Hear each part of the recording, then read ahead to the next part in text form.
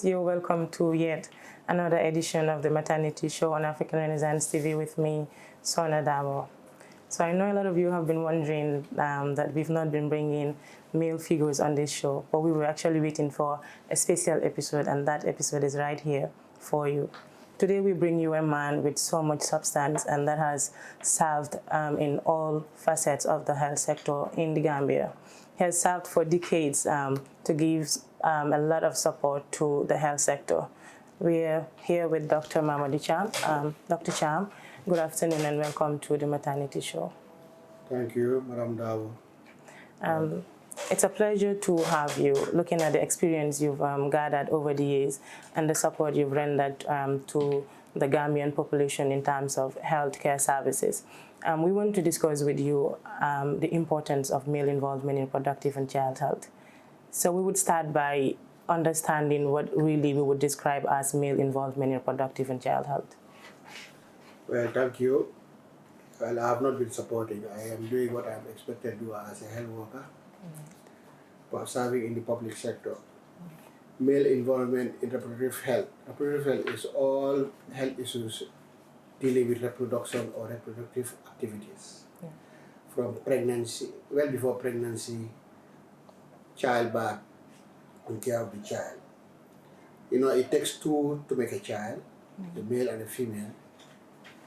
And when two people unite and make a decision, they make a decision jointly. And as such, they should be part of the journey throughout. And that is precisely why we want male folks to participate in reproductive health. Nice. So when we describe it in that manner, so where then are we expecting men to be participating in reproductive health? In what aspects are we expecting them to take part in? As I said, even before conception, once you are married with a woman, you have to have concern of her health. And her health includes reproductive health. As such, even when the woman is thinking of anything relating to pregnancy and childbirth, even before that, family planning, pregnancy, during antenatal period, during delivery, postpartum care, and the care of the newborn up to its child. The male partner should participate along the continuum of the lifespan of a woman. These are important because there are certain decisions during the care of the woman in these periods. They need the consent of the man. Sure. In our culture, certain things the man has to make the decision. So it's important that the man is there and they value the care and they understand why certain things they ask the woman to do or not to do by the health workers. As such, it will not be mystery to the man. Nice. So that is important. I was going to get to that as to why should men be involved in reproductive and child health issues, and that you've mentioned some. So let's look at in terms of ANC, antenatal care services. Where do we expect the man to come in? We're looking at coming to the facility because I know Bundung has this system, you know, of encouraging men to come in and help women. What do we say on that? Well, as I said, even before pregnancy, but since you are talking of antenatal care, once the woman notices that she missed her menstrual period, she has to be suspicious of whether she is pregnant or not. That she has to inform the partner. And to confirm that pregnancy, they need to do a pregnancy test for confirmation. And it's the man who should even be more encouraging to facilitate that happen. And once that is established, that the woman is pregnant, now they prepare for the care of the pregnancy to childbirth. And the next thing is the man should be the one to encourage the woman to register early for antenatal care. And always we recommend the woman to register within the first 3 months of pregnancy. Yeah. This has for many reasons. That woman will get all the care as per our guideline, national guideline on antenatal care. Now we are encouraging a woman to do up to 8 visits during antenatal period. That cannot happen if you register later than the first trimester. There are certain medications that are given to the pregnant woman, and they are given by interval. If you register late, and this, for example, IPT is to prevent malaria during pregnancy. If the woman registers late, she will not get all the 4 doses, and as such, she will not be protected. Yeah. That is why the man has a role to establish whether the wife or the partner is pregnant or not, and if so, to encourage the wife or the partner to register for antenatal care in the first 3 months of pregnancy, not later. Okay, right. So that becomes beautiful. We want to borrow your experience somehow because you've witnessed yesterday and today in the health sector. So comparing the 2 aspects, what do you think is the situation of male involvement in the Gambia today? Well, the male involvement is not as wide as it is expected. I think Bundung here is the public facility to have initiated it. Okay.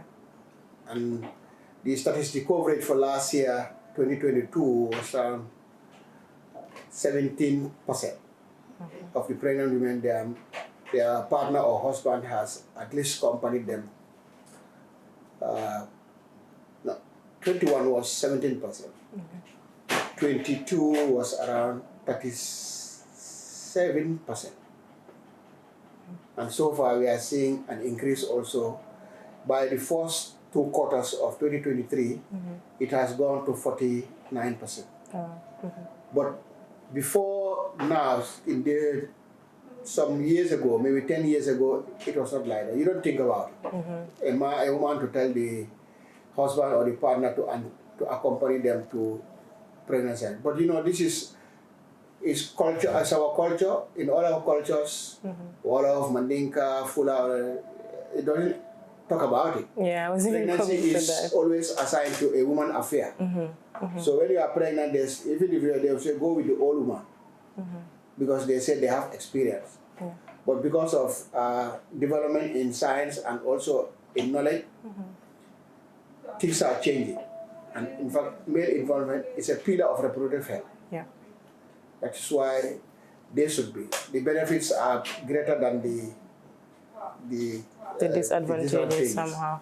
Yeah, so and it is encouraging that we are seeing more men not only accompany their wives or partner for antenatal care, but they also accompany their wife or partner even for family planning.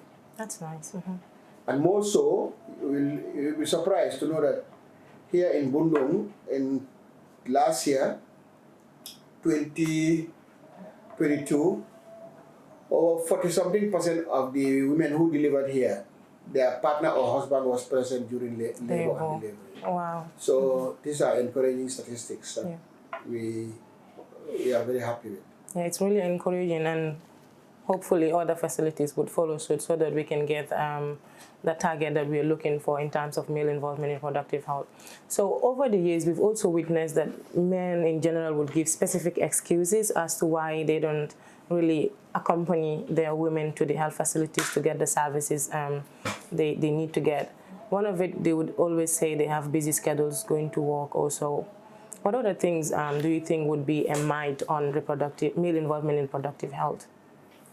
Well, first, I think we need to we don't blame the men for not accompanying their wife or partner.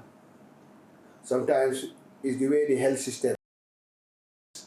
We came to realize that, you see, like, let me give an example. Those days, 20 years ago, you see, somebody goes to a compound and want to talk about women on health. And he tell the husband, no, we don't need the men, we only need the women. in somebody's compound, you want to talk to the wives, and you say you don't need the man to be there, then the man must be suspicious. What are you talking to them about? So that is a health system problem. It's not a problem for the man. I think the FELSIM have now come to realize that they have been faulting the people. And sometimes we think that the men cannot understand issues relating to pregnancy and childbirth, but they are human beings and they have brains to think. So it's later we strategize and getting men, talk to them. We know that a woman cannot, if a woman accepts a family planning method without the consent of the husband, they hide it. Yeah. Isn't it? Yeah. Very well. But you see, you taking this, for example, the pills. You hide it somewhere. One day your husband will accidentally find you drinking and will ask you, what are you drinking? So it's better you agree, make the joint decision. Then she will be supportive to you in the process. And that is what is more important. It's not just to start and leave. We want continuity. So the one who lives with you is the one who can monitor you more, who can support you more, and who can educate you more. Then you go to the health facility, maybe you are far from a health facility staff before you get this thing. So this is started now because health systems also realize that if you don't involve men in certain things, in reproductive health for a woman, it affects the health of the woman. Okay, nice. I would love to understand the challenges that women would also face if their men are not involved. But right now, we will just go for a short break and we will be back soon.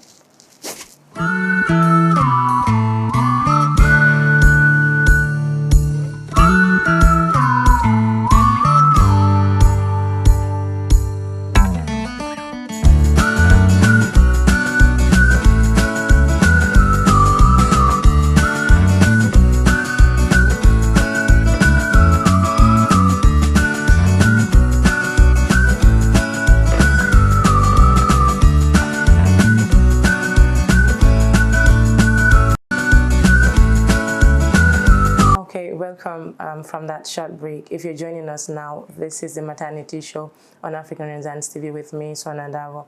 And today we are looking at male involvement in reproductive and child health issues with Dr. Mahmoud Cham at Bundung. So Dr. Cham, before we went out for that short break, we were looking at the myths around male involvement. Now we are tempted to look at what challenges women would face if their partners are not engaged with them during the process of reproduction.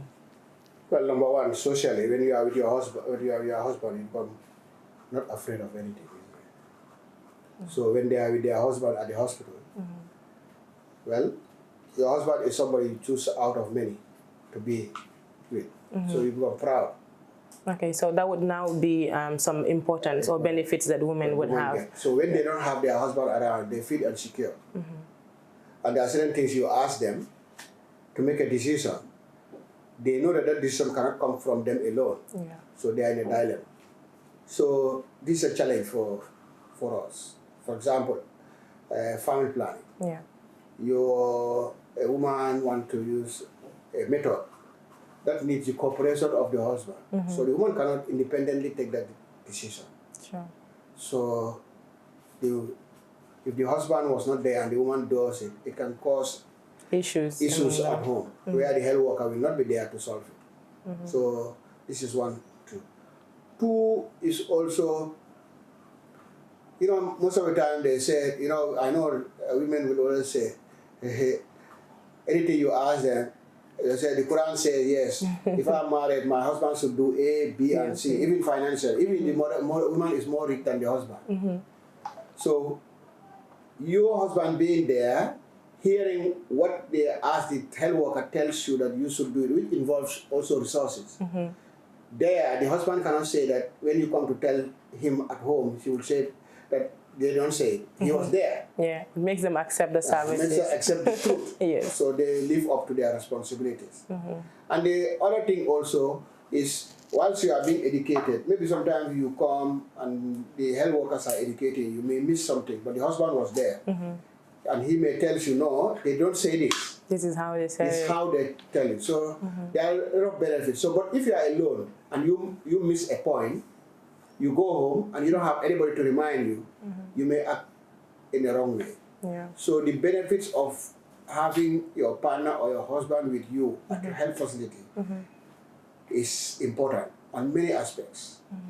Many aspects. Right. So we would want to attach this to the same benefits that the man would get along the line. So how then is the health system helping in improving the male involvement? Well, I know that the Minister of Health, through the Reproductive and Child Health Program, have taken the commitment to roll out the strategy across the country so that men will be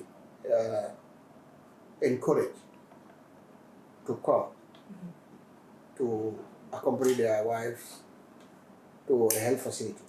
You see, like here, when a man escort the wife to come, they are given preference. So they are often seen faster than if you have come alone. Alone, yeah. So that's an incentive for the person. So, but we don't say also you go and pick somebody in the street, you tell that person, you come and pretend that you are my husband. Yes. You know? So these are some of the things. The Minister of Health is committed to this ideology and strategy. And I've seen other health facilities also trying to do it. You see? It's an initiative that worth doing because the benefits are greater. You know, it helps.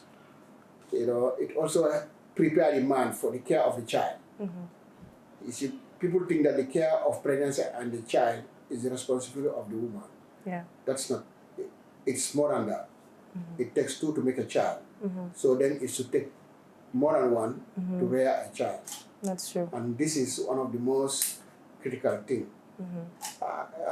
Even some of these private clinics, you see them practicing it. Because, you see, the population needs it. There are a lot of indicators that we need to work on to achieve the SDGs. So getting male involvement is key. And often the decision makers, even at the top level, the majority are men. Yeah, exactly. So they need to be aware of these things so that they can change some influence or change some policies that are supportive of health of women and children. So also along the line in our communities, when women are usually accompanied by their male counterparts, the other women would be, you know, happy and they would want their husbands to accompany them. I think it's a right thing, and to have more incentives for them, not just to attend to them first, but probably give them priority in other areas as well. So briefly, before we allow you go, we would just want to look at some aspect of birth preparedness and complication readiness. So we did mention some benefits that both the man and then the woman would get when the man involves in the reproductive life of the woman. So in terms of birth preparedness and complication readiness, what advice would we give to the men, especially during delivery? Because we know now women would need blood all the time. Like in my last episode, we did discuss the availability of blood, which is becoming a problem now in the country. So what role can a man play in this case? Well, here in Bundu, blood for women is not a problem. Okay. We do give a lot of blood out free to people who need it in other hospitals. Because we have a system. This is our antenatal care system. Is put in such a way that every woman registered here, you deposit a pint of blood in case of emergency. That deposit is when you are in need, in terms of emergency, you have access to blood. That's a bad preparedness. Yeah. It's a guarantee. It's an assurance. But that doesn't mean that when you come for labor and you don't need blood, when you are going, you say, give me my blood. You cannot take it. Even if you give it to you, you cannot drink it. You cannot use it again. And blood cannot be disposed like that. There's a way to dispose it. The bad preparedness of getting the men also is important because it needs some investment. Sure. You have to prepare for it. Like buying these things and getting the woman so that the child, the clothes they put on, the hat, and all these things. And even the hospital, the you need to prepare for these things. So that's why don't be taken by surprise. That's why this issue of birth preparedness is important. Prepare for it. Once you are pregnant, you should be prepared for everything. Yeah. So that is why this concept of birth preparedness is done. But this cannot be done only by the woman. The woman prepare for the strength in the labor, and he don't share that pain with anybody, physically, physiologically as well. But at least emotional support is key. Very and important. The materials that are needed for the mother, the woman, and the baby made available encourages others. And also the baby to be, because remember, it's 9 months of pregnancy. It's carrying something. You have 9 months. This 9 months, it's a strenuous period. Very well. It's full of ups and downs. So we need to prepare for it. Right. So that should be for all, but we would not let you go without saying something to the men out there that are watching you right now. What would you want to tell them? Well, I know a lot of men have developed the culture of having, I don't say sympathy, the empathy for their wives in terms of labor. Not many of them can withstand the blood and the pain. But, you know, sometimes the one who experiences it, explain it to a colleague. A colleague explain to a colleague. That's how you do it. Once you go through it once, you'll be used to it. But some will, you know, naturally, people are afraid of seeing blood. Some men would not even want to carry their babies. So these are all things. But I don't think it's an excuse. There's any excuse for them not to do it. Because it just makes your family stronger.